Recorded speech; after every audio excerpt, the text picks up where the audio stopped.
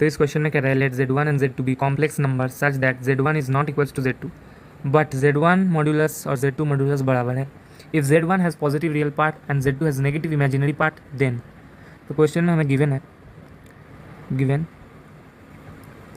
Modulus of z1 equals to modulus of z2 और हमें जो एक्सप्रेशन दिया है, एक्सप्रेशन है z1 plus z2 divided by z1 minus z2। हम दोनों तरफ z1 minus z2 whole mod से डिवाइड कर देते हैं, ऊपर नीचे मल्टीप्लाई कर देते हैं।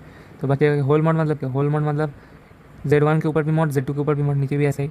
तो z1 बार माइनस z2 बार plus z1 bar minus z2 बार, और नीचे आ जाएगा जैसे z1 बार होता है मॉड z होल स्क्वायर, ऐसे नीचे भी आ जाएगा z1 minus z2 whole square. No simplifying again, यहाँ पे आ जाएगा मॉड z1 का whole square plus z1 bar minus z2 bar minus mod z2 का होल स्क्वायर, और नीचे as it is z1 minus z2 whole square. अब हमें क्वेश्चन में पहले दिया है z1 mod equals to z2 mod, दोनों तरफ स्क्वायर करेंगे तो z1 mod square equals to z2 mod square. तो हमारा ये दो टर्म्स कैंसिल आउट हो जाएंगे। कैंसिल आउट होने के बाद हमारा आ जाएगा z1 bar minus z2 bar divided by mod z1 minus z2 का होल स्क्वायर।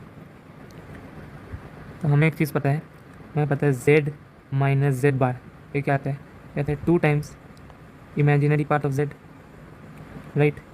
तो similarly I can say z1 bar minus z2 bar, this expression is the conjugate of this expression, right.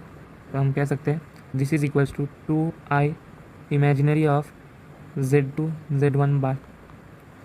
तो हमारा जो final expression आया था, इस expression को अगर हम आगे ले जाएंगे तो क्या आ जाएगा, z1 plus z2 by z1 minus z2 equals to 2i imaginary part of z1 bar divided by z1 minus z2 का होल स्क्वायर।